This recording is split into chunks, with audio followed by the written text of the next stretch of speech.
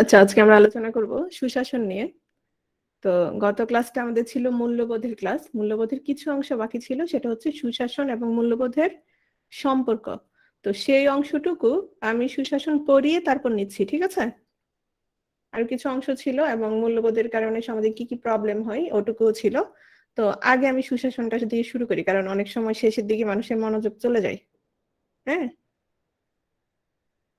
তো আগে সুশাসনটা দেখি আমরা। স্ক্রিন দেখা যাচ্ছে? শুনতে পাচ্ছ সবাই ঠিকভাবে?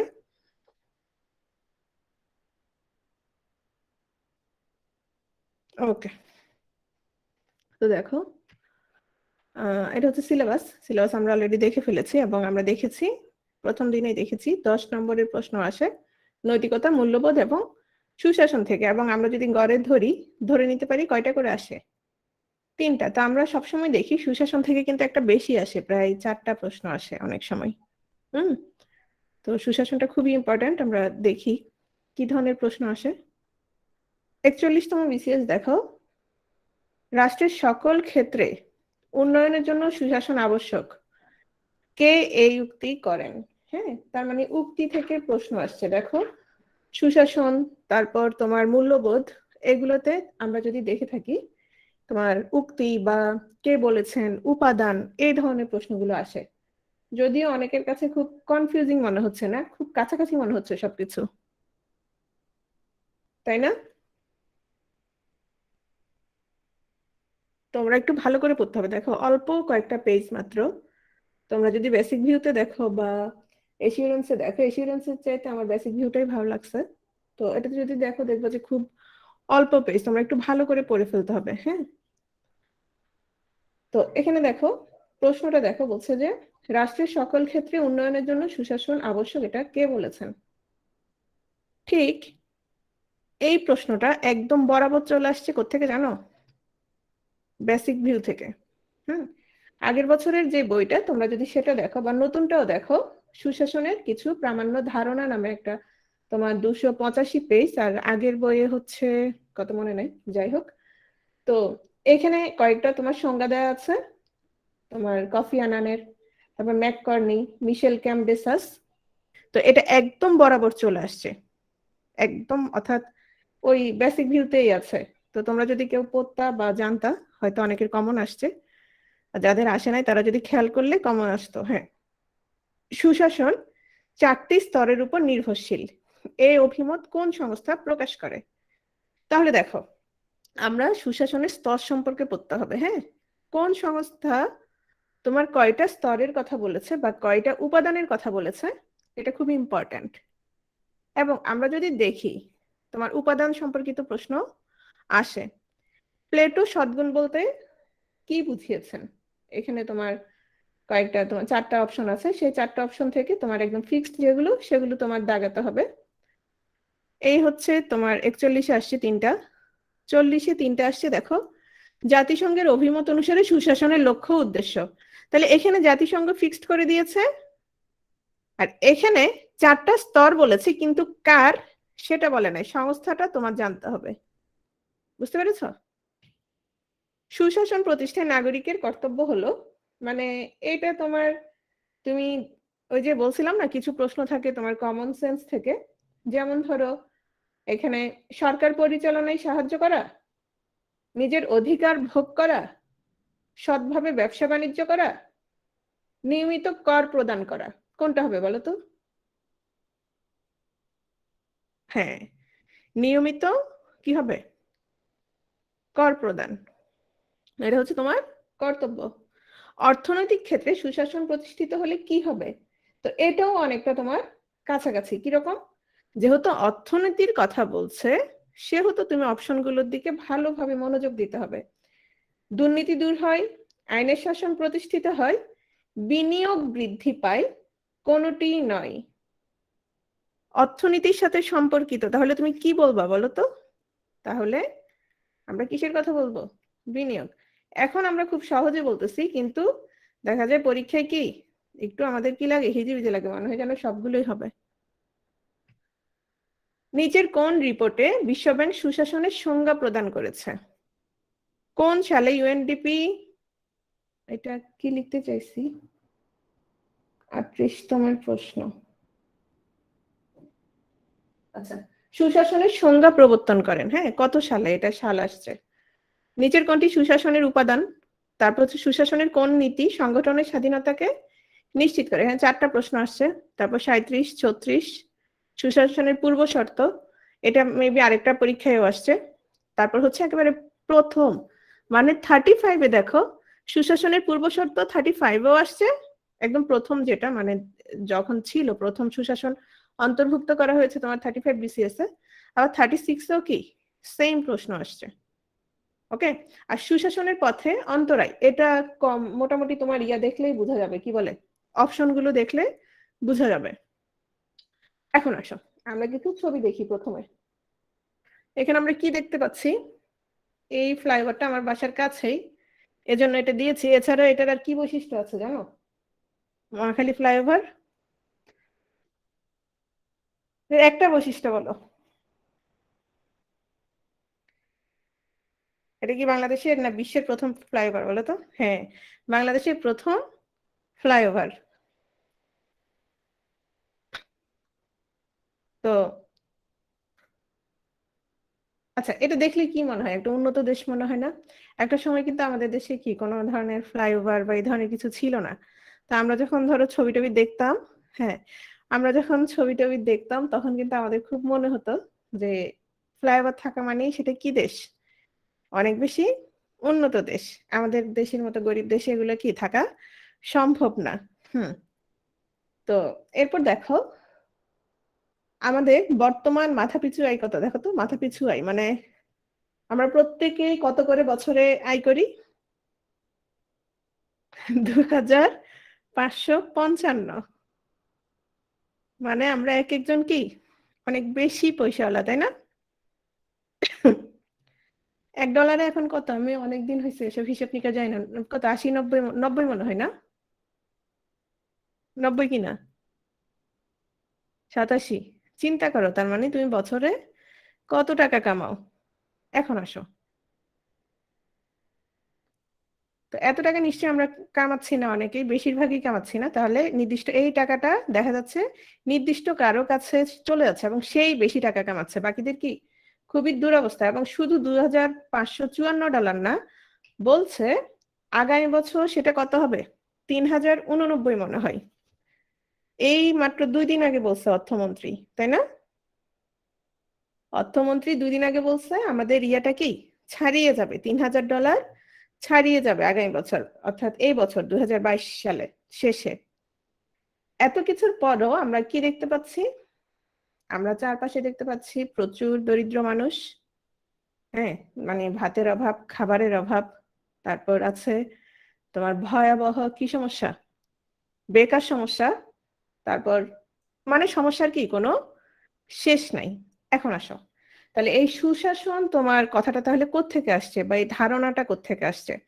এই ধারণাটা দেখা যাচ্ছে তোমার 80-র দশকে বিভিন্ন উন্নয়নশীল দেশে অর্থনৈতিক উন্নয়নের পাশাপাশি কিছু আর্থ সামাজিক সমস্যার উদ্ভব ঘটে। দেখা যাচ্ছে তোমার অর্থনৈতিক ভাবে দেশটা উন্নয়ন হচ্ছে উন্নয়নশীল দেশগুলোতে, কিন্তু কিছু সমস্যা তোমার রয়ে গেছে। হ্যাঁ, তো এই সমস্যা মোকাবেলার প্রেক্ষাপটে বিশ্বব্যাংক কি এজেন্ডাভুক্ত করে? সুশাসনকে এজেন্ডাভুক্ত করে। অর্থাৎ তখন থেকেই তোমার এই সুশাসন শব্দটার কি হয়, তোমার এটাকে এজেন্ডাভুক্ত করে বিশ্বব্যাংক। এখন আসো, মানে আমরা দেখতে পাচ্ছি উন্নয়ন হচ্ছে, কিন্তু পাশাপাশি কি রয়ে গেছে? পাশাপাশি তোমার কিছু সমস্যা রয়ে গেছে, যেমন ধরো কালোবাজারি, হ্যাঁ, তারপর ধরো মজুদদারি, তারপর এরকম দুর্নীতি, ব্যবসা বাণিজ্যের সমস্যা, তারপর দেখা যাচ্ছে বিনিয়োগ হচ্ছে না বা বিনিয়োগ করলেও সেটা লস হয়ে যাচ্ছে। হ্যাঁ, এরকম বিভিন্ন ধরনের তোমার কি সমস্যা শুরু হয়ে গেল? সমস্যাগুলো রয়ে গেল। তো এই সমস্যাগুলো যদি তোমার সমস্যাগুলো কখন দূর হবে? যদি তোমার সুশাসন থাকে। তো সুশাসনের মধ্যে তোমার কি কি থাকতে হবে? যেমন ধরো জবাবদিহিতা থাকতে হবে, তারপর স্বচ্ছতা থাকতে হবে, অংশগ্রহণ, সবার অংশগ্রহণ থাকতে হবে, দায়বদ্ধতা থাকতে হবে, আইনের শাসন তোমার কি হতে হবে? আইনের শাসন নিশ্চিত করতে হবে, সবচেয়ে বড় কথা। এখন তুমি যদি আমাদের সবার মধ্যে কি সুপ্রবৃত্তি কুপ্রবৃত্তি দুটোই থাকে, তুমি যদি দেখো তোমার কোনো কি হবে না, শাস্তি হবে না, বা তোমার ক্ষমতা বললে তোমার কোনো শাস্তি হবে না, তুমি স্বাভাবিকভাবে কি করবা? স্বাভাবিকভাবেই তুমি দুর্নীতি করা শুরু করবা। তোমার নিজের তো ভালো থাকার কি ইচ্ছা আছে, যার কারণে তুমি কি শুরু করবা? দুর্নীতি শুরু করবা। তো এই সুশাসন নিয়ে আমরা এখন পড়াশোনা করব। সুশাসন কি? সুশাসন হলো এক ধরনের শাসন প্রক্রিয়া যার মাধ্যমে ক্ষমতার কি হয়? সুষ্ঠু চর্চা হয়, যেমনটা আমাদের দেশে, তাই না? কি বলো?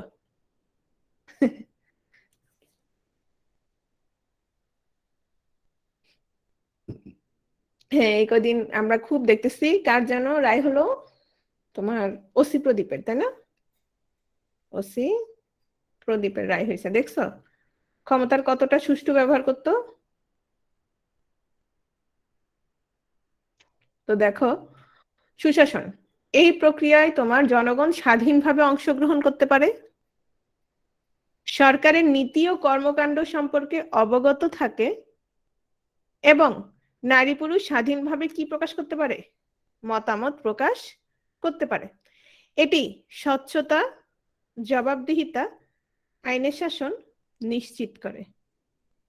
তাহলে দেখো, এখানে কয়েকটা বিষয় তোমার ইম্পর্টেন্ট। কি কি দেখো, সুশাসন যখন থাকবে তখন দেখা যাবে মানুষ স্বাধীনভাবে অংশগ্রহণ করবে এই প্রক্রিয়ায়, জনগণ সরকারের নীতি এবং কর্মকাণ্ড সম্পর্কে সঠিকভাবে সে কি থাকবে? অবগত থাকবে। এখন যে আমরা দেখি যে তোমার আপাত দৃষ্টিতে যা দেখি, সেটা অনেক সময় আমরা কি করতে পারি না, সেটা আমরা বলতে পারি না। কেন? স্বাধীনভাবে মত প্রকাশ করলেই তোমার কি হচ্ছে, দেখা যাচ্ছে সমস্যা হচ্ছে। এই যে তোমার পেপার পত্রিকাগুলো সারা দিন দেখবা এফডিসি নির্বাচন নিয়ে থাকবে, পরিমণির খবর নিয়ে থাকবে, হিরো আলমের খবর নিয়ে থাকবে। কেন? কারণ সে অনেক কিছুই কি করছে না, কি করতে পারছে না, প্রকাশ করতে পারছে না, তাই না? তো দেখো, সুশাসন বা গুড গভর্নেন্স, সুশাসনের ধারণাটি বহুমাত্রিক।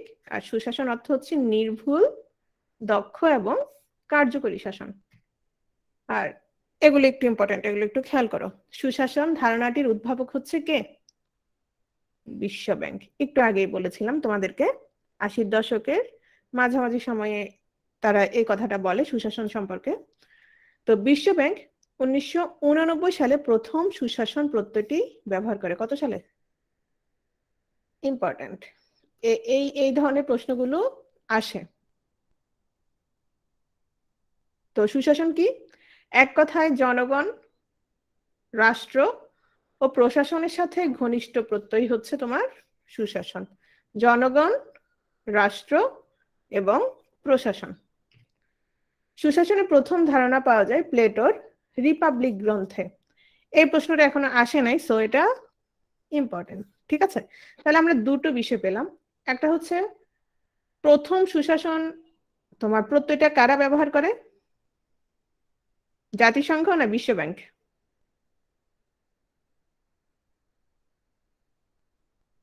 কে? হ্যাঁ, বিশ্ব ব্যাংক, ওয়ার্ল্ড ব্যাংক। ঠিক আছে, তারপর হচ্ছে প্রথম আমরা কোন গ্রন্থে পাচ্ছি? কার গ্রন্থ? নাম কি?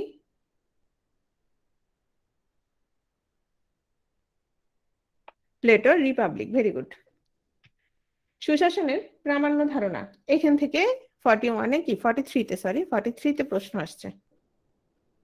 ম্যাককর্নি দেখো, সুশাসন বলতে রাষ্ট্রের সাথে সুশীল সমাজের, সরকারের সাথে শাসিত জনগণের, শাসকের সাথে শাসিতের সম্পর্ককে বোঝাচ্ছে। এটা কে বলেছে? ম্যাককর্নি। কফি আনান কি বলেছে দেখো, সুশাসন মানবাধিকার, আইনের শাসনের প্রতি শ্রদ্ধা, গণতন্ত্রকে শক্তিশালী করা, জনপ্রশাসনের স্বচ্ছতা এবং সক্ষমতাকে নিশ্চিত করা। উনি কে? কফি আনান কে ছিলেন? কফি আনান কে ছিলেন, চেনো?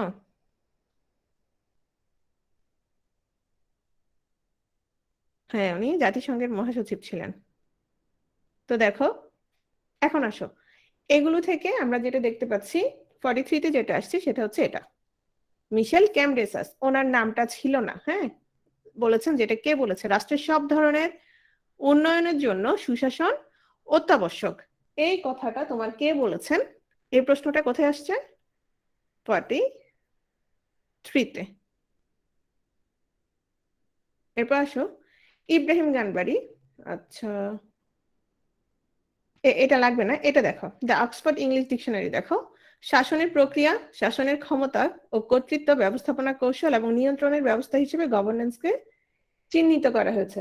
তো তোমরা একটু এখানে খেয়াল করবে, ম্যাককর্নি আর কফি আনারটা একটু ভালো করে দেখে যাবা, কেন ও দুটো তোমার একটু ছোট আছে। হ্যাঁ, দেখো, একদম বিশাল বড় একটা সংজ্ঞা দিয়ে কিন্তু সাধারণত কম দেয়া হয়, প্রশ্নের মধ্যে ছোট ছোট গুলো দেওয়া হয়।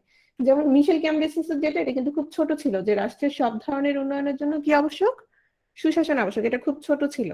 এখন আসো, এই বিষয়গুলো আমরা কি করি, একটু চোখ বুলাই, কিন্তু ভালো করে আর দেখি না যে আসলে কে কি বলছেন, এগুলো একটু বিরক্ত লাগে, কিন্তু এগুলো থেকে এখন প্রশ্ন আসতেছে, প্রশ্ন কিন্তু খুব বেশি না, ঘুরে ফিরে এগুলো থেকেই আসতেছে। ওকে, ডক্টর মোহাম্মদ খান কি বলেছে দেখো, সুশাসন হলো একটি দেশের সামাজিক এবং অর্থনৈতিক সম্পদের কার্যকরী ব্যবস্থা, তবে ব্যবস্থাটি হবে কি দেখো, উন্মুক্ত, স্বচ্ছ এবং জবাবদিহিতামূলক এবং সমতাপূর্ণ। সুশাসন সম্পর্কে বিভিন্ন সংস্থার মন্তব্য, এটা ইম্পর্টেন্ট। কেন ইম্পর্টেন্ট? খুব ছোট ছোট এই মন্তব্যগুলো, খুব ছোট ছোট, তিনটা মন্তব্য আছে। এই তিনটা মন্তব্য ইম্পর্টেন্ট। কেন ইম্পর্টেন্ট? বলবে যে এটা কোন সংস্থা বলেছে, বুঝতে পেরেছো? যেমন ধরো বললো যে সুশাসনের লক্ষ্য উদ্দেশ্য হলো মৌলিক স্বাধীনতার উন্নয়ন, কোন সংস্থা বলেছে? বুঝতে পারছো কিনা বিষয়টা? তাহলে এটা কে বলছে? এটা বলছে তোমার জাতিসংঘ। জাতিসংঘ কি কি বলছে? জাতিসংঘ বলছে যে সুশাসনের লক্ষ্য উদ্দেশ্য হলো মৌলিক স্বাধীনতার উন্নয়ন। তাহলে জাতিসংঘ কি নিয়ে বলছে? কি নিয়ে বলছে? মৌলিক স্বাধীনতা। ওকে, জাতিসংঘ কিন্তু বিশ্ব ব্যাংক না। ওকে, ইউএনডিপি দেখো, সুশাসন সকলের অংশগ্রহণের মাধ্যমে অর্থপূর্ণ রাজনৈতিক পরিবেশ প্রতিষ্ঠা করে। তাহলে উনি কি বলেছেন? ইউএনডিপি কি নিয়ে বলছে? ইউএনডিপি বলছে তোমার সকলের অংশগ্রহণের কথা। বিশ্ব ব্যাংক, সুশাসনে রাষ্ট্রে টেকসই উন্নয়ন সাধিত হয়। তাহলে বিশ্ব ব্যাংক কি নিয়ে বলছে? টেকসই উন্নয়ন নিয়ে। তাহলে এখন আমাকে বলো তো, তোমার সুশাসন সকলের অংশগ্রহণের মাধ্যমে অর্থপূর্ণ রাজনৈতিক পরিবেশ প্রতিষ্ঠা করে, এটা কে বলছে? কোন সংস্থা? এটা বলছে তোমার ইউএনডিপি। তারপর জাতিসংঘ কি নিয়ে বলছে? মৌলিক মৌলিক স্বাধীনতা। হ্যাঁ, ওনারা বলছে, জাতিসংঘ বলছে সুশাসনের লক্ষ্য ও উদ্দেশ্য হলো মৌলিক স্বাধীনতার উন্নয়ন। সর্বশেষ আমরা যেটা পড়েছি সেটা কারটা পড়েছিলাম? বিশ্ব ব্যাংকেরটা। সেটা কি ছিল?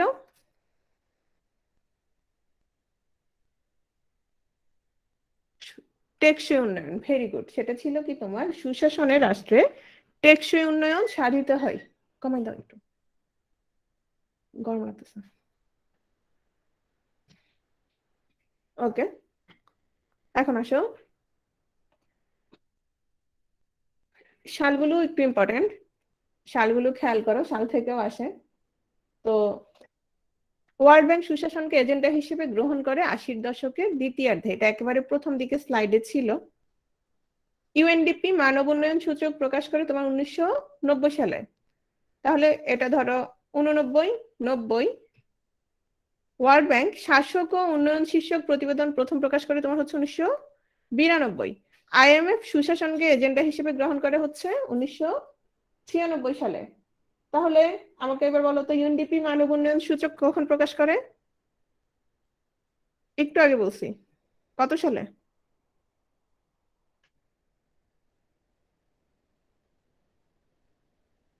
1990। ইউএনডিপি সুশাসনের মূলনীতি প্রকাশ করে কত? 1997। ঠিক আছে, তাহলে ইউএনডিপি দেখো মানব উন্নয়ন সূচক প্রকাশ করেছে কত সালে? 1990 সালে। আর সুশাসনের মূলনীতি প্রকাশ করেছে কত সালে? 7 বছর পর। ওকে, জাতিসংঘ শাসক ও ক্রমবর্ধমান মানবিক উন্নয়ন শীর্ষক প্রতিবেদন প্রকাশ করে 1997 সালে।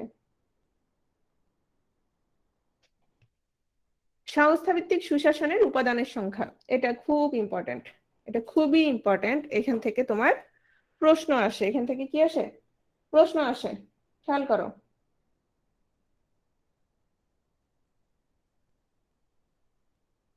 ইউএনডিপি তোমার সুশাসনের উপাদান, উপাদান বলতে বুঝছো কি কি উপাদানগুলো? উপাদান একটু পরেই আসছি, উপাদানগুলো কি কি, যেমন ধরো সুশাসনের জন্য কি কি অত্যাবশ্যক সেগুলো, যেমন ধরো আইনের শাসন, স্বচ্ছতা, তারপর ধরো ন্যায় বিচার, জবাবদিহিতা, এই ধরনের বিষয়গুলো হচ্ছে তোমার সুশাসনের উপাদান। তো কে কয়টা বলছে সেটা একটু দেখো। ইউএনডিপির মতে সুশাসনের উপাদান হচ্ছে 9টায়। কি কি সেটা আমরা একটু পরেই দেখছি। ইউএন বা জাতিসংঘের মতে সুশাসনের উপাদান কয়টা? 8টা। বিশ্ব ব্যাংকেরটা অবশ্যই ইম্পর্টেন্ট, এবং এটা মনে হয় চলেও আসছে কোনো একটা পরীক্ষায়। সুশাসনের উপাদান দিকে আসছে, এটা মনে হয় আসছে কোন একটা বিসিএস এ।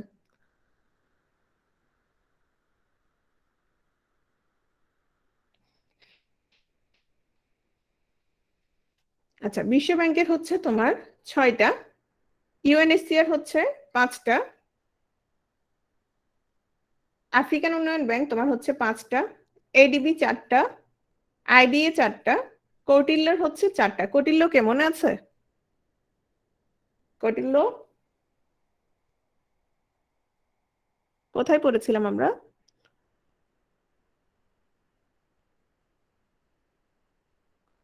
হ্যাঁ, মৌর্য শাসনে পড়েছিলাম, তাই না? মৌর্য শাসন এখন পড়ি নাই, কিন্তু আমি আগে 43-তে ক্লাস নিয়েছিলাম, আবার ফ্রি ক্লাসও নিয়েছিলাম। সংস্থাভিত্তিক সুশাসনের ধারণাকাল দেখো। ইউএনডিপি হচ্ছে 97, একটু আগেই আমরা এটা বলছি, তাই না? আইডিএ হচ্ছে 98, আর বিশ্ব ব্যাংকেরটা সবার আগে 1900 কত? 1989। এডিবি হচ্ছে 1995, আইএমএফ হচ্ছে 1996। তাহলে একটু খেয়াল করো, বিশ্ব ব্যাংক 89, এডিবি 95, আইএমএফ 96। এ আগে, তারপর আই, এভাবে মনে রাখতে পারো। তারপর আইএমএফ 96, আইডিএ কত? আইডিএ হচ্ছে 98। ওকে। আর ইউএনডিপি, ইউ ইউ সবার শেষে, ইউ সবার শেষে, ইউএনডিপি হচ্ছে 1997। ধারণা প্রদান, বিশ্বব্যাংক হচ্ছে ধারণা দিয়েছে কত সালে? 1989 সালে। তবে সংজ্ঞা প্রদান করেছে কত সালে? 1992 সালে। এডিবি হচ্ছে 1995 সালে, আইডিএ হচ্ছে 1998 সালে। এগুলো একটু হিজিবিজি লাগতে পারে, এগুলো বারবার দেখবা, কয়েকবার করে দেখবা। সুশাসন এবং বিশ্ব ব্যাংক, যেহেতু বিশ্ব ব্যাংক ধারণাটা প্রথম দিয়েছে, তো বিশ্ব ব্যাংক নিয়ে আমরা একটু পড়াশোনা করি। দেখো,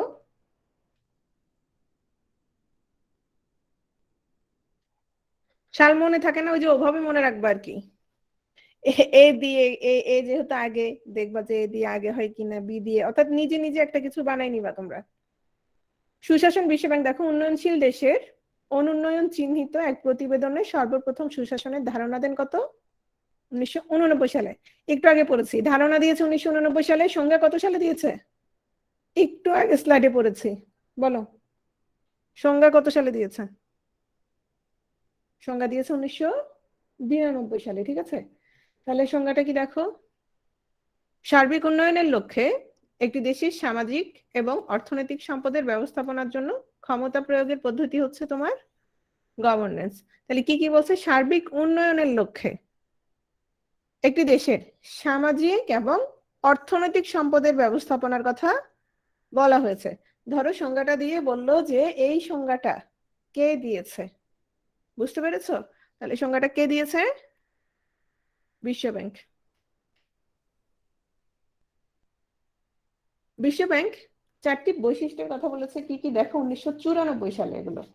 এই 4টা বৈশিষ্ট্য কি কি দেখো।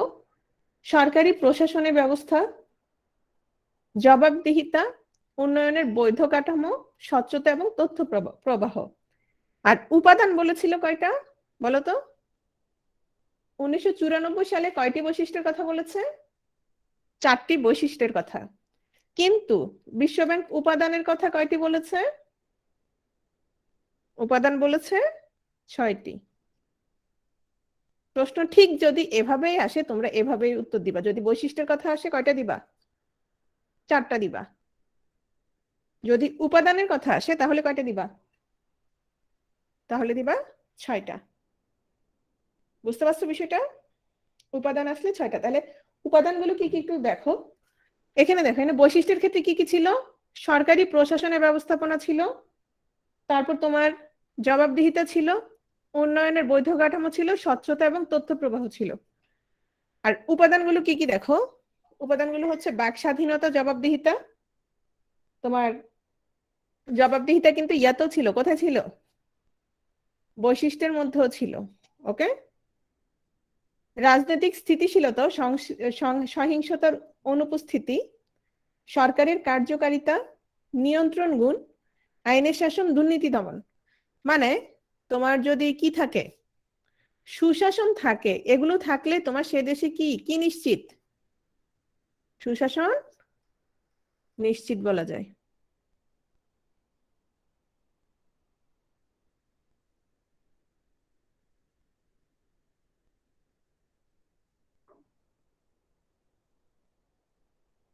সুশাসনের 4টি স্তম্ভ কি কি দেখো।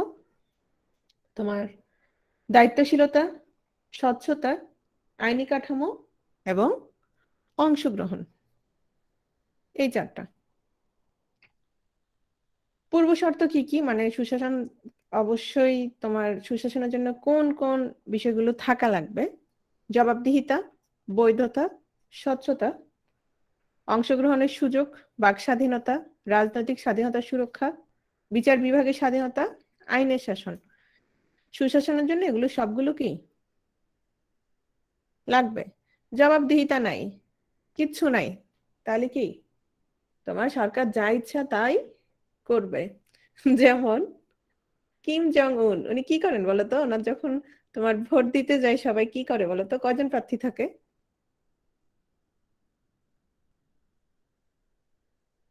একজন থাকে।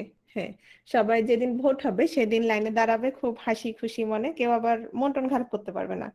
হ্যাঁ, তারপর যাবে, গিয়ে ব্যালট পেপারে দেখবে একজনের ছবি, তাকে তাকে ভোট দিবে, ভোট দিয়ে আবার কি ভি চিহ্ন দেখিয়ে হাসি হাসি মুখে বের হবে। কয়েকদিন আগে মনে হয় 11 দিন হাসি বন্ধ ছিল। মেবি ওনার বাবার মৃত্যুবার্ষিকী বা এরকম কিছু ছিল মনে হয়, তাই না? মনে নাই আমার।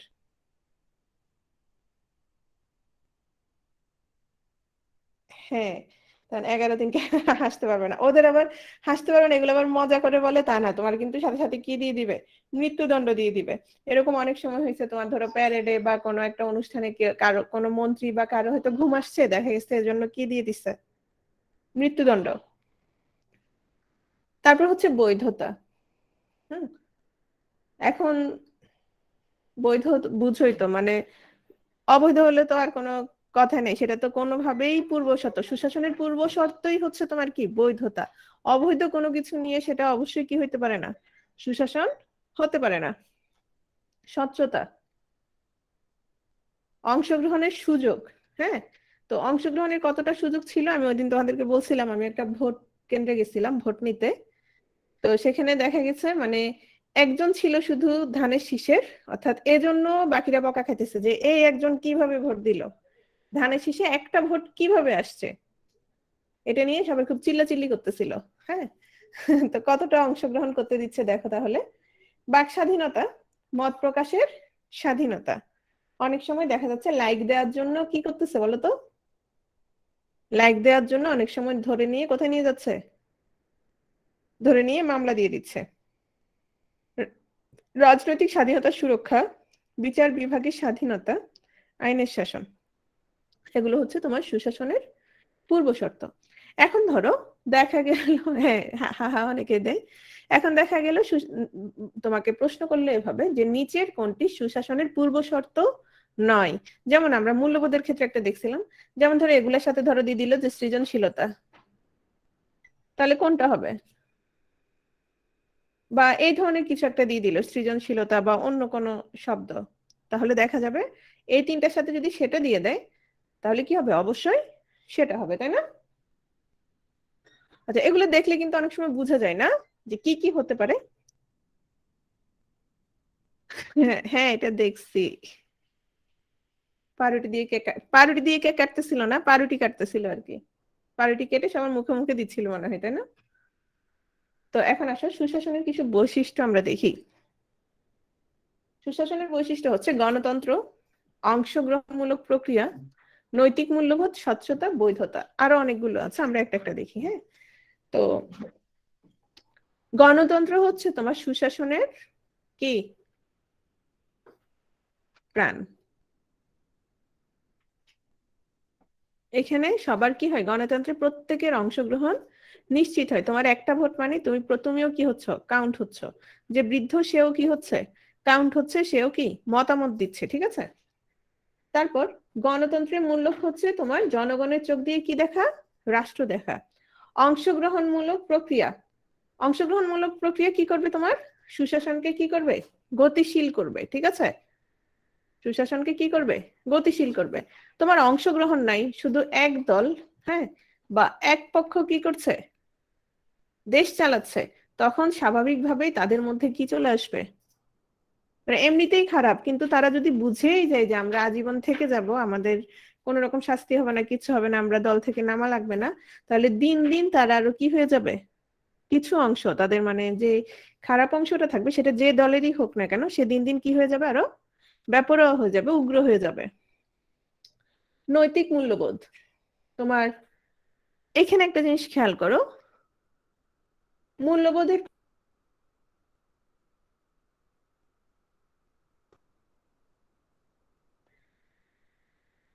থাকবে না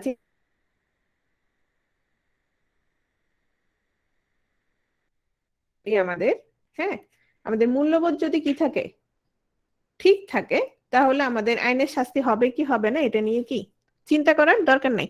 যে কেউ কি শুনতেছো না, নাকি শুধু মেহজাবিন শুনতে পাচ্ছে না, শোনা যাচ্ছে আমাকে?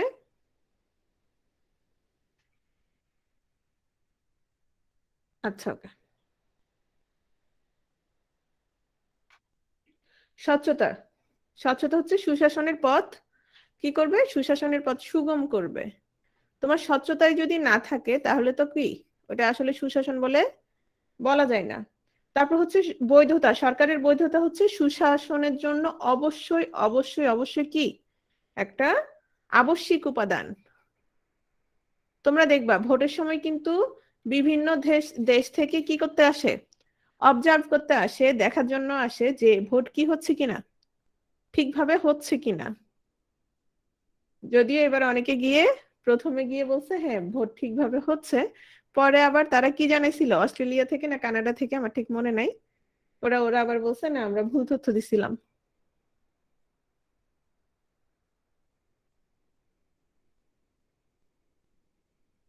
এরপর আসো দায়িত্বশীলতা, যারা শাসক, হুম, সরকার, তাহলে সরকার কাদের প্রতি দায়িত্বশীল থাকবে, অবশ্যই অবশ্যই জনগণের নিকট কি থাকবে, দায়ী থাকবে, এবং জনগণের নিকট কি থাকবে, তাদের দায়িত্বশীলতা অবশ্যই প্রমাণ করতে হবে। আইনের শাসন, আইনের শাসনের মূল কথাই হচ্ছে তোমার আইনের দৃষ্টিতে সবাই সমান, এবং সবাই কি আইনের আশ্রয় লাভের কি রয়েছে, সুযোগ রয়েছে। দায়বদ্ধতা বা জবাবদিহিতা, আচ্ছা এই প্রশ্নগুলো কিভাবে আসতে পারে, এগুলো তো রিডিং পড়ে, এগুলো তোমরা নিজেরাও পড়তে পারো। এখান থেকে তোমার এভাবে আসতে পারে যে নিচের কোনটি সুশাসনের বৈশিষ্ট্য নয়, বা কোন ধরনের বৈশিষ্ট্য, হ্যাঁ, বা বলা হতে পারে যে নিচের কোনটি সুশাসনের প্রাণ, কয়েকটা বৈশিষ্ট্যের কথা বলা হলো। তো আমি কোনটা বলেছিলাম সুশাসনের প্রাণ, কি বলেছিলাম, গণতন্ত্র বলেছিলাম, তাই না? তাহলে প্রশ্নগুলো তোমার ধরো এভাবে আসতে পারে। হ্যাঁ, তো এগুলো তো রিডিং পড়া, এগুলো তোমরা সবাই নিজেরাই দেখতে পারো।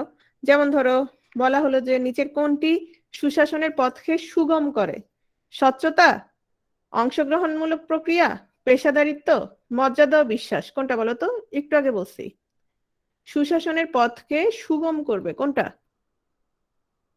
কি ছিল, মনে আছে কারো? বলেছিলাম স্বচ্ছতার কথা, স্বচ্ছতার কথা, ঠিক আছে।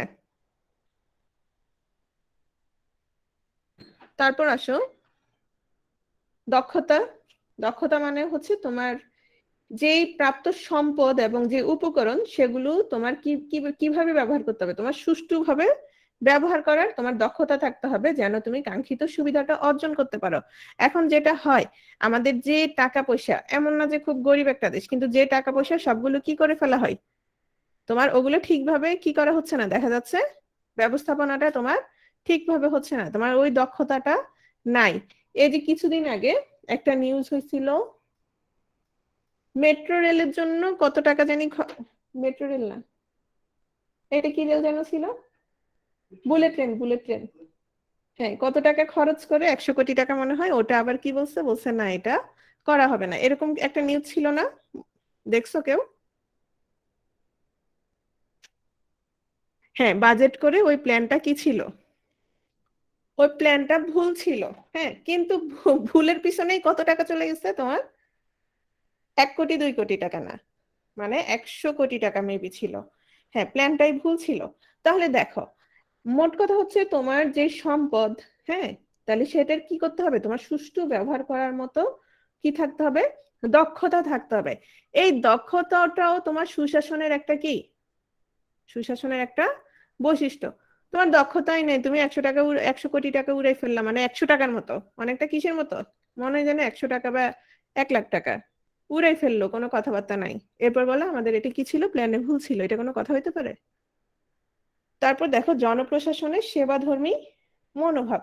তারপরে এরকম আরো অনেক কিছু আছে না, ধরো কোটি কোটি টাকা তোমার বিনিয়োগ করে এটা ওটা করছে, এরপর দেখা গেল 2 দিন পরে ওটা কি আর নাই, বা ওটা ওরা দরকার হচ্ছে না, বা ভেঙে পড়ে যাচ্ছে। জনপ্রশাসনের সেবাধর্মী মনোভাব। এখন আমাদের ক্ষেত্রে যেটা হয়, মানে তুমি কখন সেবা পাবা, নর্মাল ওয়েতে সেবা পাবা না। দেখা যাচ্ছে, দেখা যাচ্ছে তুমি ক্ষমতাবান, তাহলে তুমি সেবা বেশি পাচ্ছ বা ঠিকভাবে পাচ্ছ। অথবা দেখা যাচ্ছে তুমি টাকা দিচ্ছ, ঘুষ দিচ্ছ, তখন তুমি কি পাচ্ছ, তখন তুমি সেবা পাচ্ছ। তাহলে তো এটা কি সুশাসনের বৈশিষ্ট্য হতে পারে না। কখন বৈশিষ্ট্য হবে, যদি সেবাধর্মী মনোভাবটা থাকে। স্বাধীন বিচার বিভাগ, তোমার বিচার বিভাগ হচ্ছে সরকারের তৃতীয় স্তম্ভ। এটা নিয়ে আমরা পরে পড়বো। তো আইনের শাসনের প্রকৃত অভিভাবক এবং রক্ষক কে, এই বিচার বিভাগ। সততা, সুশাসন প্রতিষ্ঠায় সততা কি আবশ্যক নাকি আবশ্যক না? এটা আর বলা রাখে না। এই একটা জিনিস ঠিক থাকলে আমার কি মনে হয় জানো, যে সবকিছুই কি থাকবে, বাকি সবকিছুই ঠিক থাকবে, তাই না? মানুষ যদি সৎ হয়, এরপর সবকিছুই কি থাকবে, ঠিক থাকবে, আর কোনো কোনো রকমের সমস্যা হওয়ার কথা না।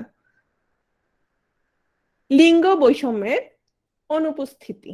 হুম, এখন ধরো অনেক সময় বলা হয় যে কি, উম, দেখা যাচ্ছে তোমার লিঙ্গ বৈষম্য থাকছে কিরকম, যেমন মেয়েরা অনেক সময় বলে যে মেয়েরা কি হচ্ছে, বঞ্চিত হচ্ছে। এখন মেয়েরা বঞ্চিত হচ্ছে কথাটা আমি সেটাও মানে ইয়া লাগে না। এখন তুমি যদি মেয়েদেরকে বঞ্চিত না করার জন্য আবার একটা ছেলেকে বঞ্চিত করো, সেটাও কি ঠিক হবে, সেটা কি ঠিক হবে? সেটাও ঠিক হবে না, সেটাও ঠিক হবে না। হ্যাঁ, তাহলে তোমার যেটা হতে হবে, লিঙ্গ বৈষম্যের অনুপস্থিতি থাকতে হবে। মানে তুমি ছেলে মেয়ে ভেদাভেদ করতে পারবে না। যেমন প্রাইমারিতে, প্রাইমারিতে কত পার্সেন্ট কোটা মহিলাদের, 60%।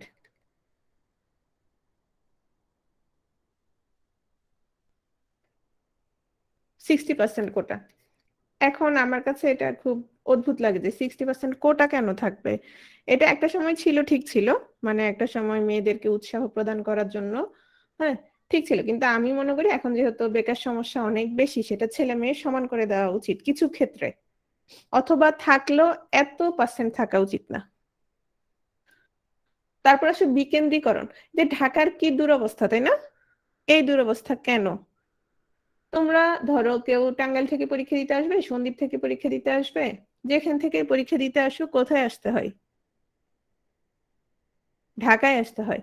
যত গুরুত্বপূর্ণ তোমার অফিস আছে, যা কিছু আছে, সবকিছু কোথায়, সবকিছু ঢাকায়। তো ঘুরে ফিরে সবাই দেখা যাচ্ছে কোথায় চলে আসে, ঢাকায় চলে আসছে।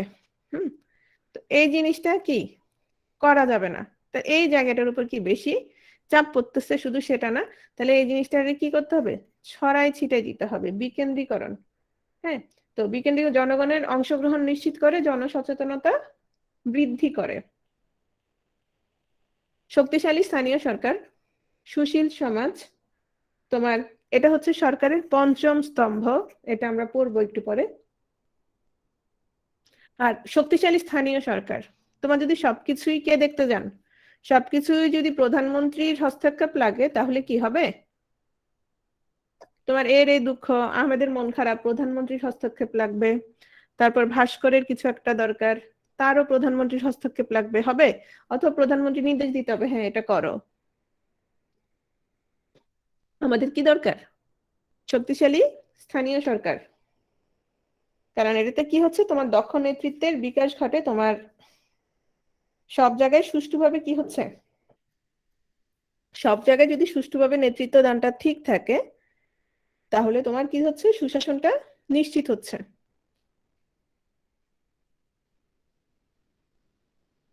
হ্যাঁ, এটাই তো সমস্যা। আজকে নিলয় সরকার, আজকে একজনে দেখলাম একটা শেয়ার দিল, মানে নিউজ শেয়ার দিল, সেটা হচ্ছে ধরো দেখা যাচ্ছে লোকাল যে ইয়ারা থাকে তোমার চেয়ারম্যান, তারপর এরা কিন্তু খুবই ঝামেলা করে এবং এদেরকে সবাই ভয় পায় দেখেই এই অবস্থাগুলো হয়। মানে এর জায়গা জমি কেড়ে নেয়, ওর জায়গা জমি করে নেয়, ওরে মারে ধরে, জায়গা থেকে উচ্ছেদ করে তুলে দেয়, পাঠিয়ে দেয়। গ্রহণযোগ্যতা, পেশাদারিত্ব, মর্যাদা ও বিশ্বাস অর্জন, এগুলো আমি আর ব্যাখ্যা করছি না। প্রচার মাধ্যমে স্বাধীনতা খুবই ইম্পর্টেন্ট। প্রচার মাধ্যমে স্বাধীনতা, এখন তুমি জনগণ, তুমি যদি নিউজ নাওই পাও প্রচার মাধ্যম থেকে, হ্যাঁ কোনো মাধ্যমে যদি তুমি নিউজ না পাও, তুমি জেগে উঠবা না, তুমি প্রতিবাদ করতে পারবা না। হ্যাঁ, তো আমরা দেখা যায় অনেক নিউজ আসলে পাই না। মুক্ত এবং বহুত্ব ভিত্তিক সমাজ, তারপর হচ্ছে তোমার রাজনৈতিক স্থিতিশীলতা, এগুলো সবগুলোই হচ্ছে কি সুশাসনের বৈশিষ্ট্য। তো এগুলো থেকে তোমার যেভাবে প্রশ্ন আসতে পারে একটু আগে আমরা বলেছি, যেমন ধরো বলা হলো যে প্রশাসনের দক্ষতা বৃদ্ধি করে কি, কোন জিনিসটা প্রশাসনের দক্ষতা বৃদ্ধি করে? পেশাদারিত্ব, তারপর সততা, প্রতিযোগিতা, নেতৃত্ব, কোনটা প্রশাসনের দক্ষতা বৃদ্ধি করে? পেশাদারিত্ব। পেশাদারিত্ব তোমার প্রশাসনের কি বৃদ্ধি করবে? দক্ষতা বৃদ্ধি করবে। পেশাদারিত্ব মানে কি, তুমি যে দায়িত্ব আছো তুমি যদি সেটা সঠিকভাবে পালন করো, সেটা যদি তুমি সঠিকভাবে পালন করো তাহলে তোমার প্রশাসনের কি হচ্ছে, গতিশীল হচ্ছে, তাহলে সেটা কি হয়ে যাবে, প্রশাসনের দক্ষতাটা বৃদ্ধি পাবে। ঠিক আছে।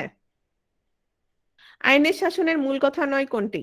আইনের দৃষ্টিতে সবাই সমান, সকলেই আইনের আশ্রয় লাভ করবে, শুনানি ব্যতীত কারো বিরুদ্ধে শাস্তিমূলক ব্যবস্থা গ্রহণ না করা, মূল্যবোধের নিশ্চয়তা, কোনটা বলো? আইনের শাসনের মূল কথা, আইনের শাসনের মূল কথা কোনটা? খেয়াল করো, মূল কথা নয়, সরি মূল কথা নয়, আইনের শাসনের মূল কথা নয়। আমি কি কি বলেছিলাম? আমি বলেছিলাম আইনের শাসনের মূল কথা হচ্ছে আইনের দৃষ্টিতে সবাই কি সমান, সবাই বিচার পাবার কি রাখে, অধিকার রাখে, অর্থাৎ সমান আশ্রয়, তোমার আইনের আশ্রয় সমান হবে। তারপর কারো বিরুদ্ধে তুমি অযথা শুনানি ছাড়া কি নিতে পারবা না, শাস্তিমূলক ব্যবস্থা নিতে পারবা না। আরেকটা হচ্ছে মূল্যবোধের নিশ্চয়তা। দেখো এটা কি আইনের শাসনের মূল কথা, মূল্যবোধের নিশ্চয়তা? এটা নয়, তাহলে 4 নম্বরটা। বুঝতে পারছো? তাহলে প্রশ্নগুলো তোমার, এই যে আমরা সুশাসনের বৈশিষ্ট্যগুলো পড়লাম, অনেক পড়েছি একসাথে তাই না, প্রায় 20-22টা হবে মনে হয়। তো এই বৈশিষ্ট্যগুলো থেকে তোমার প্রশ্নগুলো এভাবে আসতে পারে। নেক্সট আসো সুশাসনের উপাদান। উপাদান সম্পর্কে আমি বলেছিলাম, মানে আমরা তখন শুধু কয়টা উপাদান সেটা পড়েছি, তো উপাদানগুলো কি কি একটু দেখো। জাতিসংঘের কয়টা উপাদানের কথা বলেছিলাম? 8টা উপাদানের কথা বলেছিলাম। আর বিশ্ব ব্যাংকের কয়টা বলছিলাম বলো তো? বিশ্ব ব্যাংকের 6টার কথা বলেছিলাম। আর বিশ্ব ব্যাংকের বৈশিষ্ট্য কয়টা বলেছিলাম? 4টার কথা বলেছিলাম। Very good. আর বিশ্ব ব্যাংক তোমার প্রথম ধারণা দেয় কত সালে? সুশাসন সম্পর্কে প্রথম ধারণা, নট সংজ্ঞা, জাহিদ সংজ্ঞা না, ধারণা দেয় হচ্ছে 89 আর সংজ্ঞা হচ্ছে 92। এগুলো আসতে পারে। জাতিসংঘে 8টা উপাদান, অংশীদারিত্ব, আইনের শাসন, স্বচ্ছতা, সহানুভূতিশীলতা, ঐকমত্য ভিত্তিক, ন্যায় বিচার, কার্যকারিতা, দক্ষতা। এখন আসো, যেহেতু দিনকে দিন প্রশ্ন কি হবে, দিন দিন প্রশ্ন একটু কোত্থেকে করবে, ভেতর থেকে করবে, আর একটু জটিল করবে, আর একটু ঝামেলাজনক করবে। তো যেহেতু জটিল করতে যাবে, তখন দেখো প্রশ্নগুলো এভাবেও আসতে পারে, যে 8টি তো আসতে পারে, আবার এভাবে আসতে পারে যে কোনটি উপাদান নয়। বুঝতে পারছো? এখান থেকে 3টা দিয়ে দিতে পারে, একটা ভিন্ন কিছু দিতে পারে। সেক্ষেত্রে তোমাদের দায়িত্ব হচ্ছে এগুলো কি একদম টিএম করে ফেলা, ভালো করে পড়া। আবার এই উপাদানগুলো অনেকটা কাছাকাছি সবগুলো, যেহেতু কিসের উপাদান, সুশাসনের উপাদান। এগুলো তো আর কেউ ধরো আলাদা করে কোনো একটা সংস্থা আবিষ্কার করবে না, সবগুলো ঘুরে ফিরে একই কথাই হবে। তো ইউএনডিপি কয়টা উপাদানের কথা বলেছে? ইউএনডিপি বলেছে 9টা। হ্যাঁ, কাছাকাছি তো হবে, এটা তো খুব স্বাভাবিক, তাই না? কৌটিল্য বলেছে 4টার কথা। ইউএনএইচসিআর বলেছে তোমার কয়টা উপাদান, 5টা কথা বলেছে। এই 5টা কি কি? স্বচ্ছতা, দায়বদ্ধতা, কর্মদক্ষতা, কার্যকারিতা, অংশগ্রহণমূলক, এরপর হচ্ছে সংবেদনশীলতা। এখন ধরো আমি আমার দলের যারা, তাদের প্রতি সংবেদনশীল, আর যারা অন্য দলের তাদেরকে কি ধরো, মারো, পাকড়াও করো, তাহলে এটা কি হইতে পারে না, সুশাসন হতে পারে না। দেখবা নির্বাচনের আগে, দেখবা যে মানে যে দল ক্ষমতায় থাকে অন্য দলের সবাইরে ধরে নিয়ে কোথায় কোথায় বন্দি করে। অনেক সময় গ্রাম টামও খালি হয়ে যায়, পুরুষ মানুষ থাকে না, কেন? ভয়ে। দেখা যায় ঘরে ঘরে গিয়ে সবগুলারে কি জেলে পাঠাই দেয়। আমরা কিন্তু এটা দেখছিলাম না গত কয়েক বছর আগে?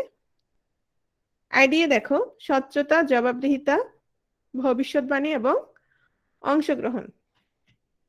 রাষ্ট্রের আনুষ্ঠানিক স্তম্ভ একটু খেয়াল করো, এখান থেকে একটা প্রশ্ন আসছিল, সেটা হচ্ছে তোমার রাষ্ট্রের চতুর্থ স্তম্ভ কি, এরকম একটা প্রশ্ন আসছিল মেবি। তো প্রশ্নটার উত্তর ছিল গণমাধ্যম। রাষ্ট্রের আনুষ্ঠানিক স্তম্ভ হচ্ছে তোমার 5টি। সে 5টি কি কি দেখো, আইন বিভাগ, নির্বাহী শাসন বিভাগ, বিচার বিভাগ, গণমাধ্যম এবং সুশীল সমাজ। তো সংবাদপত্র হচ্ছে তোমার রাষ্ট্রের ক্ষমতাধর বিভাগ। কারণ কি, জনগণের সামনে সবকিছু কারা তুলে ধরে? যেহেতু জনগণই সকল ক্ষমতার উৎস, তো এই জনগণের সামনে সবকিছু কে নিয়ে আসে? সবকিছু নিয়ে আসে গণমাধ্যম। তো সংবাদপত্র হচ্ছে রাষ্ট্রের ক্ষমতাধর বিভাগ। আর সংবাদ মাধ্যমের স্বাধীনতার অভাব, নিরপেক্ষ শক্তিশালী গণমাধ্যমের অনুপস্থিতি সুশাসনের প্রধান অন্তরায়। তাহলে যদি প্রশ্ন আসে যে কোনটি সুশাসনের প্রধান অন্তরায়, তাহলে আমরা কি দেখতে পাচ্ছি? আমরা দেখতে পাচ্ছি গণমাধ্যমের কি নিরপেক্ষ ও শক্তিশালী গণমাধ্যমের অনুপস্থিতি। তাই সুশাসনের অন্যতম পূর্বশর্ত হচ্ছে প্রচার মাধ্যমের স্বাধীনতা। ওকে। শ্বেতপত্র, শ্বেতপত্র হচ্ছে তোমার যখন তোমার সরকারি নীতির উপর যখন কোনো লিখিত বিবৃতি থাকে, বিবৃতি প্রদান করা হয়, সেটাকে বলছে শ্বেতপত্র। আর ব্রিটেনের শ্বেতপত্রকে বলা হয় পার্লামেন্টারি পেপারস। এখন আসো, সুশাসন প্রতিষ্ঠায় সরকারের করণীয় কিংবা সমস্যার সমাধানের উপায় কি? ধরুন সুশাসন নাই, সেখানে সুশাসন প্রতিষ্ঠা করতে হবে। তাহলে সুশাসন যদি প্রতিষ্ঠা করতে হয়, তাহলে আমাদের কি কি করতে হবে দেখো, মত প্রকাশের স্বাধীনতা নিশ্চিত করতে হবে। সংবিধানে মৌলিক অধিকারের তোমার সন্নিবেশ, সেটা সাবেশ হবে না, এটা হচ্ছে সন্নিবেশ, মৌলিক অধিকারের সন্নিবেশ, এবং সেটা কি করতে হবে? বাস্তবায়ন করতে হবে। জবাবদিহিতামূলক প্রশাসন গড়ে তুলতে হবে। মানে তুমি অন্যায় করবা, এরপর আবার তোমার ক্ষমতা বলে পার পেয়ে যাবা, এটা কি হতে পারবে না। একাধিক রাজনৈতিক দলের উপস্থিতি নিশ্চিত করা। তুমি একদল নিয়ে কি সুশাসন প্রতিষ্ঠা করতে পারবা না। দারিদ্র্য দূরীকরণ, নিরপেক্ষ নির্বাচনের ব্যবস্থা করা। আমরা আমাদের দেশের সাথে অনেক কিছুই পেয়ে যাচ্ছি, তাই না? মিডিয়া ও প্রচার মাধ্যমের উপর সরকারি হস্তক্ষেপের কি অবসান। কারণ আমরা একটু আগেই দেখেছি তোমার সুশাসনের পূর্বশর্ত হচ্ছে, অন্যতম পূর্বশর্ত হচ্ছে কি, প্রচার মাধ্যমের কি স্বাধীনতা। ওকে, সহিংসতা দূর ও রাজনৈতিক স্থিতিশীলতা প্রতিষ্ঠা, কার্যকর মানবাধিকার কমিশন প্রতিষ্ঠা করা, দুর্নীতি প্রতিরোধ করা, দক্ষ জনশক্তি গড়ে তোলা। তারপর তোমার আমার কি দায়িত্ব দেখো, তোমার আমার দায়িত্ব হচ্ছে সামাজিক দায়িত্ব পালন, সহিষ্ণুতা ও সাংস্কৃতিক মনা হওয়া, সামাজিক সম্প্রীতি গড়ে তোলা, সচেতনতা বৃদ্ধি করা। এখন আমরা নিজেরাই যদি কি করি, সামাজিক সম্প্রীতি গড়ে না তুলি, যেমন দেখো এবার পূজার সময় যেটা হলো, মানে খুবই দুঃখজনক এবং লজ্জাজনক ছিল, মানে গিয়ে গিয়ে পূজা মণ্ডপে তোমার ইয়া করা, হামলা করা, তারপর মূর্তি ভেঙে দেয়া, হ্যাঁ, এগুলো খুবই বাজে কাজ ছিল। তো এগুলো কখনো কি সুনাগরিকের দায়িত্ব কর্তব্য হইতে পারে না। রাষ্ট্রের প্রতি আনুগত্য প্রদর্শন, নিরাপত্তা ও অখণ্ডতা রক্ষায় কাজ করা, রাষ্ট্রের আদেশ নিষেধ মানা, এগুলো আসলে একবারে রিডিং পড়া, এবং এগুলো তোমরা দেখলেই বুঝবা যে যদি বলা হয় নিচের কোনটি সুশাসন প্রতিষ্ঠায় নাগরিকের দায়িত্ব নয়, তাহলে দেখা যাবে এগুলো দেখলেই তোমরা কি বুঝবা। আরো কিছু আছে, যেমন আইন মান্য করা, নিয়মিত কর প্রদান, রাষ্ট্রের সেবা করা, রাষ্ট্রীয় উন্নয়ন কর্মকাণ্ডে অংশগ্রহণ করা, জাতীয় সম্পদ রক্ষা করা, সচেতন হওয়া, আইন শৃঙ্খলা রক্ষায় সাহায্য করা, উদার হওয়া। সুনাগরিকের গুণ এটা যদি আসে বলবা তিনটি, সে তিনটি কি কি? বুদ্ধি, বিবেক, আত্মসংযম। সুশাসনের গুরুত্ব, সুশাসনের পক্ষে দুটি পক্ষ বিদ্যমান, একটা হচ্ছে জনগণ এবং সরকার। তো দেখো, শাসক এবং শাসিতের মধ্যে আস্থার সম্পর্ক গড়ে তুলতে হবে, তখন জাতীয় জীবনে সমৃদ্ধি আসবে, এবং জাতীয় জীবনে সমৃদ্ধি আসতে তোমার সরকার জনগণের অংশগ্রহণ নিশ্চিত হয় এবং উভয়েই কি হয়? লাভবান হয়। সুশাসনকে সরকার এবং জনগণের উইন উইন গেম বলা হয়। ই গভর্নেন্স, একটু খেয়াল করো, আমরা শেষের দিকে তোমার, আচ্ছা একটা জিনিস আমার স্লাইডে আসে নাই, সেটা হচ্ছে সুশাসন সম্পর্কিত কিছু বইয়ের নাম আছে, হ্যাঁ, যাদের কাছে বই আছে তারা একটু দেখে নিবা সুশাসন সম্পর্কিত বইগুলো কোনটা কে লিখছেন। ওকে, কিন্তু আমরা প্রথম কোথায় পাই বলতো সুশাসন ধারণা? প্রথম কার বইতে? প্লেটোর রিপাবলিক বইতে। ওকে, বাকি আরো যেগুলো আছে সেগুলো একটু দেখে নিবা। সুশাসনের সহায়ক হচ্ছে ই গভর্নেন্স। ই গভর্নেন্স হচ্ছে তোমার তথ্য প্রযুক্তি ব্যবহারের মাধ্যমে জনগণ, সরকার এবং সরকারের ব্যবসায়ী, সরকারের অন্যান্য শাখার মধ্যে কি করা? যোগাযোগ করা। মোট কথা হচ্ছে তোমার জনগণের সাথে সরকারের, ব্যবসায়ীর বা সবার যোগাযোগ করা কিসের মাধ্যমে? তথ্য ও প্রযুক্তির মাধ্যমে। এটাই হচ্ছে ই গভর্নেন্স। তো ই গভর্নেন্সের সফল অঞ্চল কোনটা কোনটা দেখো, যুক্তরাষ্ট্র, ইউরোপীয় ইউনিয়ন, তারপর হচ্ছে এশিয়া। পিপিপি, পিপিপি মানে হচ্ছে পাবলিক প্রাইভেট পার্টনারশিপ। তো এটা হচ্ছে ই গভর্নেন্সের একটা সফল প্রকল্প, এবং পিপিপি তে সফল হচ্ছে তোমার ভারত। এটুআই, এটুআই হচ্ছে আমাদের অ্যাক্সেস টু ইনফরমেশন বাংলাদেশের, এটা হচ্ছে তোমার ডিজিটাল বাংলাদেশ গড়ার পরিকল্পনা। এটুআই এর উদ্দেশ্য হচ্ছে ডিজিটাল বাংলাদেশ গড়ার পরিকল্পনা, আর এটা নিয়ন্ত্রক হচ্ছে প্রধানমন্ত্রীর কার্যালয়। প্রথম গৃহীত 2007 সালে, সহায়তা করেছে ইউএনডিপি এবং ইউএস এআইডি। ই ভোটিং, ই ভোটিং নিয়ে তোমার প্রশ্ন যদি থাকে, হয়তো সর্বোচ্চ ইভিএম কি? ইলেকট্রনিক ভোটিং মেশিন, তবে এটা আর আসার সম্ভাবনা নেই, এগুলো একদম নতুন থাকতে আসে, যখন একদম প্রথম আসে তখন। ই ভোটিং হচ্ছে ইলেকট্রনিক ভোটিং, অর্থাৎ ইলেকট্রনিক্স ব্যবস্থা ব্যবহার করে ভোট গ্রহণ এবং গণনার পদ্ধতি।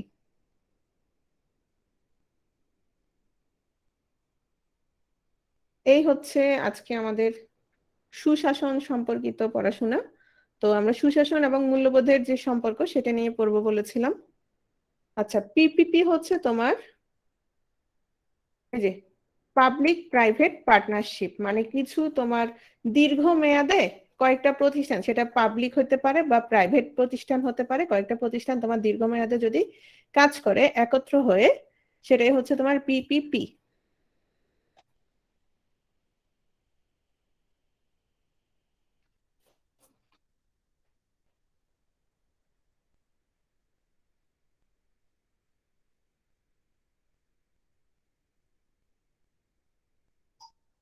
ঘুম আসছে কার কার?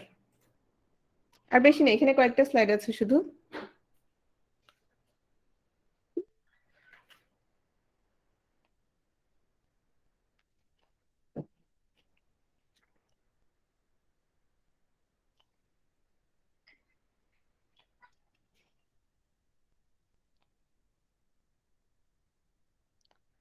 আচ্ছা, মূল্যবোধ এবং তোমার মূল্যবোধ শিক্ষা এবং সুশাসনের সম্পর্ক দেখো।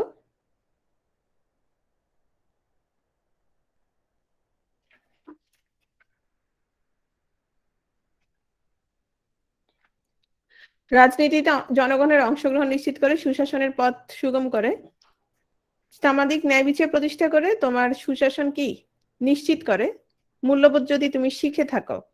কারণ তোমার মধ্যে যখন মূল্যবোধ কাজ করবে, তুমি যখন সৎ থাকবা, বিবেকবান থাকবা, বিবেক বুদ্ধি খাটিয়ে কাজ করবা, তখন অবশ্যই সেখানে কি তোমার সেখানে সামাজিক ন্যায় বিচারটা প্রতিষ্ঠা হবে। আত্মনিয়ন্ত্রণাধিকার প্রতিষ্ঠা করে, সুশাসন নিশ্চিত করে। তোমার যদি তোমার মধ্যে যদি মূল্যবোধ শিক্ষাটা থাকে, তুমি নিজের উপর কি রাখবা? আত্মনিয়ন্ত্রণ থাকবে। তোমার সামনে দিক ঘুষ সবাই খাচ্ছে, কিন্তু তোমার মধ্যে কি আছে? মূল্যবোধের শিক্ষাটা আছে। তুমি নিজেকে কি করতে পারবা? নিজেকে নিয়ন্ত্রণ করতে পারবা। শ্রমের মর্যাদা প্রতিষ্ঠা করে, সুশাসন কি করে? নিশ্চিত করে। যেমন আমরা ওই দিন বলেছিলাম, যার মধ্যে মূল্যবোধ থাকবে, মূল্যবোধের একটা শিক্ষা হচ্ছে তুমি সকল শ্রমকে কি করবা? সমানভাবে দেখবা, শ্রমের মর্যাদা দিবা, কোন শ্রমকে কি করবা না? ছোট করে দেখবা না। আমরা এটা ওদিন পড়েছিলাম, তাই না? সুশাসন পেতে হলে মূল্যবোধের প্রতি কি থাকতে হবে? শ্রদ্ধাশীল থাকতে হবে। মূল্যবোধ কোনো কি নয়, মনে আছে? কোনো আইন নয়। হ্যাঁ, কিন্তু তুমি যদি যে মূল্যবোধগুলো আছে প্রতিটা দেশের বা সমাজের, যে মূল্যবোধগুলো আছে সেগুলো যদি তুমি শ্রদ্ধাশীল হও, সেগুলো যদি তুমি মেনে চলো, তোমার দেশে কি আসবে? সুশাসন আসবে। কারণ সুশাসন তো কিসের কথা বলে, মনে আছে? চিরন্তন মূল্যবোধ কি মনে আছে কারো? চিরন্তন মূল্যবোধ সত্য এবং ন্যায়। তো সত্য এবং ন্যায়ের পথে যদি থাকো, সেখানে অবশ্যই কি থাকবে? সুশাসন থাকবে। আইন, রাষ্ট্র, সুশাসন প্রভৃতির মূল ভিত্তি হচ্ছে মূল্যবোধ। কারণ মূল্যবোধই হচ্ছে কি? সত্য এবং ন্যায়। তো এই সত্য এবং ন্যায় তো কি হবে? আইন, রাষ্ট্র, সুশাসন সবকিছু এগুলো কি সত্য ন্যায় কথা বলবে নাকি অসত্য এবং অন্যায়ের কথা বলবে? সত্য এবং ন্যায়ের কথা বলবে। এগুলো একটার সাথে একটা কি, একটার সাথে একটা সম্পর্কিত। তোমার মূল্যবোধ ঠিক থাকলে সবকিছুই কি থাকবে? সবকিছুই দেখা যাচ্ছে ঠিক থাকবে। সুশাসনের ভিতকে মজবুত করতে মূল্যবোধ সভ্যতা, সংস্কৃতি ও ঐতিহ্য সংরক্ষণের কি দেয়? শিক্ষা দেয়। কর্তব্যবোধ মূল্যবোধের অন্যতম উপাদান। আর কর্তব্যবোধ যদি না থাকে, সুশাসন কি হয় না?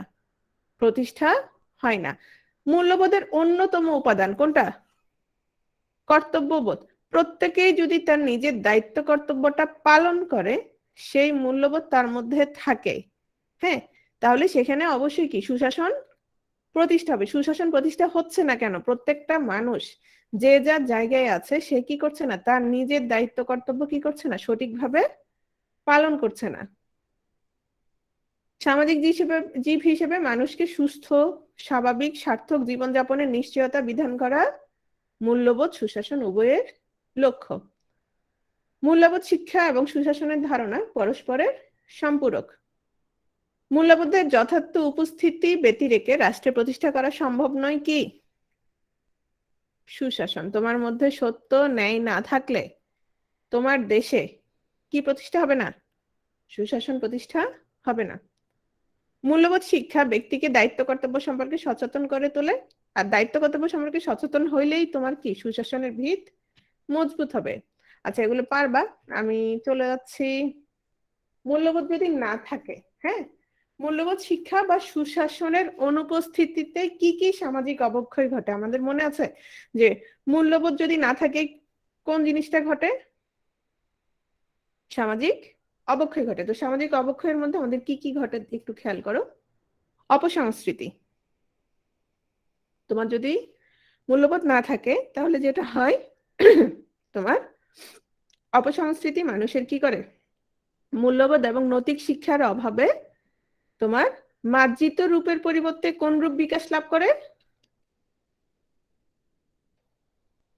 বিকৃত রূপ বিকাশ লাভ করে। ওই যে ওই দিন যে আমরা বললাম যে জন্মদিনে সবাই কি মারে, ডিম মারামারি করে, তাই না? হ্যাঁ, তো এরকম আরো অনেক কিছু আছে। তো সংস্কৃতি হচ্ছে মানুষের আচার আচরণের মার্জিত রূপের সমষ্টি। তো সেই সংস্কৃতিটা কিসে পরিণত হয়? অপসংস্কৃতিতে তোমার পরিণত হচ্ছে। যৌতুক প্রথা। তুমি একজনকে বিয়ে করবা, তো আসলে তুমি তো তার সাথে সারা জীবন থাকবা না, তার সাথে সন্তান হবে, সংসার হবে, পরিবার হবে, কিন্তু দেখা গেল কি নিলা? যৌতুক নিলা, মানে তার পরিবার থেকে টাকা পয়সা নিয়ে আসতে হবে। তো এখানে দেখো, যৌতুককে নারীর সম্পত্তির অন্যতম উৎস বলা হয়েছে হিন্দু আইনে। আর নারী ও শিশু নির্যাতন দমন আইন 2003 অনুযায়ী যৌতুকের দাবি নিয়ে হত্যার শাস্তি হচ্ছে মৃত্যুদণ্ড।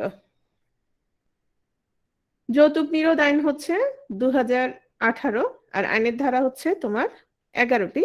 যৌতুকের সর্বোচ্চ শাস্তি হচ্ছে 5 বছর, সর্বনিম্ন হচ্ছে 1 বছরের কারাদণ্ড। এগুলো হচ্ছে তোমার কিসের অভাবে হচ্ছে? যৌতুক টৌতুক যে নিচ্ছে এগুলো কিসের অভাবে? তোমার যদি মূল্যবোধ শিক্ষা না থাকে, মূল্যবোধের অভাবে তখন এই বিষয়গুলো ঘটে থাকে। মূল্যবোধের অভাবে বাল্য বিবাহ ঘটে। কিরকম দেখো, ধরো বাল্য বিবাহ সাধারণত শিক্ষিত সমাজে কিংবা ধরো শহরে খুব কম। গ্রামে গঞ্জে কেন বাল্য বিবাহ দিয়ে দেয়? তারা মনে করে থাকে যে অনেক ধরনের অনেক কিছু হইতে পারে, ধরো সামাজিক কিছু বিষয় আছে, যে মেয়ে বড় হয়ে যাচ্ছে, হ্যাঁ, মনে করে কোনো দুর্ঘটনা ঘটতে পারে, যেমন প্রেম করে বিয়ে করে ফেলতে পারে, ধর্ষিত হইতে পারে, কারোর সাথে পালায় যেতে পারে। হ্যাঁ, মেয়ে যে বোঝা, আসলে কেন বোঝা মনে হয়? এই কারণগুলোর কারণেই তোমার কি মনে হয়? এই কারণগুলোর কারণেই তোমার কি মনে হচ্ছে আসলে প্রত্যেকের সন্তানকে কারো কাছে বোঝা মনে হয় না? হ্যাঁ, বিভিন্ন কারণে তার কাছে কি মনে হয়? আমার মেয়েটা বোঝা। কতটা তোমার বাল্যবিবাহ কিভাবে দেয় দেখো। বাল্যবিবাহের কারণে কিন্তু কি হইতে পারে? তোমার সন্তান হতে গিয়ে মৃত্যু হইতে পারে, জামাই খাইতে মারি খাইতে পারে, তো অনেক কিছুই হইতে পারে, বা খুব কষ্ট করতে পারে। কিন্তু সেটাকে তোমার কি ভাবা হচ্ছে? সেটাকে তোমার সম্মানজনক ভাবা হচ্ছে।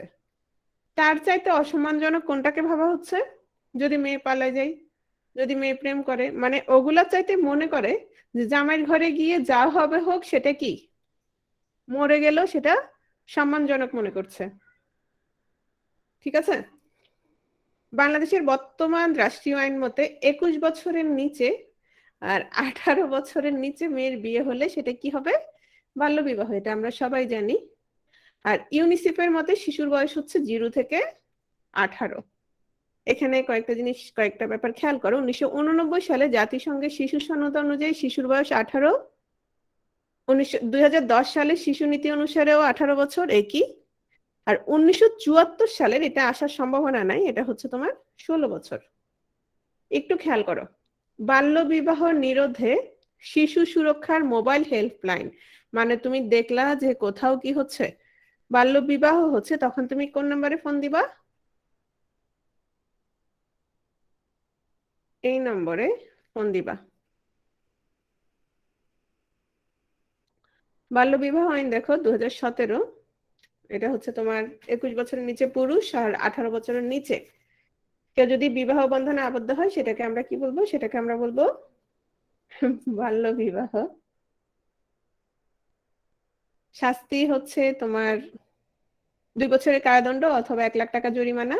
আর অপ্রাপ্তবয়স্কের ক্ষেত্রে 1 মাসের আটকাদেশ অথবা 50,000 টাকা জরিমানা। নারী ও শিশু নির্যাতন দেখো, নারী শিশু নির্যাতনের অন্যতম কারণ হচ্ছে যৌতুক প্রথা। তারপর শিশু নির্যাতন হচ্ছে অবৈধভাবে শিশু শ্রমিকের ব্যবহার হচ্ছে 0 থেকে 14 বছর পর্যন্ত যদি কাজ করে থাকে সেটাকে বলা হচ্ছে তোমার শিশু শ্রম। এখানে নারী ও শিশু নির্যাতন বিশেষ আইন হচ্ছে 1995 সালে, নারী শিশু নির্যাতনের দমন আইন করা হয় 2000 সালে, আর সেটা সংশোধন করা হয় 2003 সালে। এখানে একটু একটা জিনিস খেয়াল করে, এখানে একটা বিষয় আছে। হাইকোর্ট নারী ও শিশু নির্যাতন দমন আইনের 11 ধারা সংশোধন করে আপোষযোগ্য বিধান নির্দেশ দেয় কত সালে? 2019 সালে। এটা কেন খেয়াল করো। ধরো কেয়া তুমি কি বিবাহিত? বিবাহিত কাউকে না বলি, অবিবাহিত কাউকে বলি। ধরো, হ্যাঁ, আচ্ছা, ধরো কোন একটা মেয়ে, তার সাথে তার জামার ঝামেলা হলো কি নিয়ে? যৌতুক নিয়ে হতে পারে বা যে কোনো মারপিট নিয়ে হইতে পারে। তখন ধরো মেয়েটা কি করলো, তার বিরুদ্ধে নালিশ দিল, তারে ধরে নিয়ে গেল। এখন জেলে যাওয়ার পর তাদের মধ্যে আবার কি হয়ে গেল? কিছুদিন পরে সাক্ষ্য প্রমাণ টমান নিয়ে সবকিছু মিলে কার শাস্তি হয়ে গেল? ছেলেটার শাস্তি হয়ে গেল কয়েক বছরের। এখন এর মধ্যে মেয়েটার আবার মনে হলো, হ্যাঁ, আবার প্রেম জেগে গেল দুজনের, আবার দুজন কি হয়ে গেল? ভালো হয়ে গেল। এখন দুজন যদি ভালো হয়ে যায়, এদিকে তো কি তার কি হয়ে গেছে? কয়েক বছরের জেল হয়ে গেছে, শাস্তি হয়ে গেছে। তাহলে এখন কি করা যায়? তখন তখন খুবই ঝামেলা হয়ে যায়, মানে সে তো আর বের হইতে পারবে না, এদিকে তারা দুজন আবার ভালো। এরকম একটা ঝামেলা হয়েছিল চট্টগ্রামে। হুম, চট্টগ্রামে এরকম ঝামেলা হয়েছিল, মানে জামাইকে জেলে দিছে, জেলে যাওয়ার পর শাস্তিও হয়ে গেছে, কিন্তু পরে পরে আবার দেখা গেল তাকে বের করে আনতে হবে। এখন বের করে আনতে হলে আবার এগুলা নিয়ে ঝামেলা, যেহেতু একবার ইয়ে হয়ে গেছে। তখন এই আইনটার তোমার আপোষযোগ্য বিধানের নির্দেশ দেওয়া হয়েছে, যেন কি করতে পারে? আপোষ করতে পারে। জাতীয় শিশু শ্রম নীতি প্রণয়ন করা হয় 2010 সালে। আর নারী ও শিশু প্রতি সহিংসতা রোধে পারিবারিক সহিংসতা আইন পাশ হয় 2010 সালে। এই ধরনের প্রশ্নগুলো এখনো তেমন আসতে দেখা যায়নি। হ্যাঁ, এগুলো আমরা মূলত পড়তেছি কেন? এগুলো আমরা মূলত পড়তেছি কিসের অভাব? মূল্যবোধের অভাবে সমাজে যেই সকল সমস্যাগুলো হয়ে থাকে, সেই সমস্যাগুলোর মধ্যে আমরা কি কি দেখলাম? অপসংস্কৃতি দেখলাম, তারপর হচ্ছে বাল্য বিবাহ দেখলাম, তারপর হচ্ছে তোমার নারী এবং শিশুদেরকে কি করা হচ্ছে? যৌতুক প্রথা দেখলাম। হ্যাঁ, নারী এবং শিশুদের নির্যাতন করা হচ্ছে, সেটা দেখলাম। তারপর তোমার দেখলাম আরো কি কি আছে। আচ্ছা, মাদক দ্রব্য। হুম, মাদক দ্রব্যের সাথে 3টা বিষয় সম্পৃক্ত। একটা হচ্ছে মাদক দ্রব্যের উপর অতিরিক্ত নির্ভরশীলতা। মাদক দ্রব্যের পরিমাণ ক্রমান্বয়ে বৃদ্ধি পাচ্ছে। এখন দেখো, তুমি ধরো নির্ভরশীল না, কিন্তু যখন একটা সমাজ একটা বিষয় দিয়ে ছেয়ে যাবে, তুমি সরাসরি ধরো এটা সংস্পর্শে চলে আসতেছো তোমার বন্ধু বান্ধবের মাধ্যমে, তখন তুমি অটো দেখা যাচ্ছে না চাইলেও একটা সময় এটার উপর কি হয়ে যাচ্ছ? নির্ভরশীল হয়ে যাচ্ছ। তারপর হচ্ছে শারীরিক ভাবে এটার প্রতি নির্ভরশীলতা। এইগুলো একটু লাগবে, এগুলো তোমার শুধু ইয়ার জন্য না, মূল্যবোধের জন্য না, এগুলো এমনিতেই জিকের জন্য লাগে। খেয়াল করো, কিশোর অপরাধীদের বয়স হচ্ছে 7 থেকে 16 বছর পর্যন্ত। জাতীয় কিশোর সংশোধন প্রতিষ্ঠান টঙ্গী, গাজীপুর। আর জাতীয় কিশোরী, কিশোরী হচ্ছে তাও গাজীপুরে, কিন্তু কোনাবাড়ি। ঠিক আছে, ছেলেদেরটা হচ্ছে টঙ্গীতে, মেয়েদেরটা কোথায়? কোনাবাড়িতে। আর কিশোর সংশোধন কেন্দ্র আরেকটা আছে পুলেরহাট, যশোর। শেষ। ওকে, তাহলে আমরা মূল্যবোধ এবং সুশাসন পড়ে ফেললাম। তো যেটা দেখলাম সবকিছু মিলে সুশাসন এবং মূল্যবোধ থেকে অনেক কাছাকাছি আছে। তো সুশাসন থেকে আমরা যেগুলো দেখব, বিভিন্ন বিভিন্ন প্রতিষ্ঠান কয়টা উপাদান বলেছে সেটা দেখব। হ্যাঁ, উপাদানগুলো কি কি সেটা ভালো করে দেখব। তারপর সুশাসনের সংজ্ঞাগুলো দেখব, কে কি বলেছে। হ্যাঁ, তারপর কয়টা স্তম্ভ। হুম, তারপর সুশাসনের জন্য তোমার কি কি জরুরি, কি কি প্রয়োজন, সেগুলো আমরা দেখব। তারপর হচ্ছে তোমার, আচ্ছা, সুশাসন সম্পর্কিত বইগুলো দেখবা, বইগুলো থেকে যেহেতু প্রশ্ন আসে নাই। ঠিক আছে, এগুলো হচ্ছে সুশাসন সম্পর্কিত পড়াশোনা। আর মূল্যবোধ তো দেখছো, মানে কি কি লাগবে। হ্যাঁ, স্লাইড আছে, স্লাইড দিয়ে দেওয়া হবে। ঠিক আছে।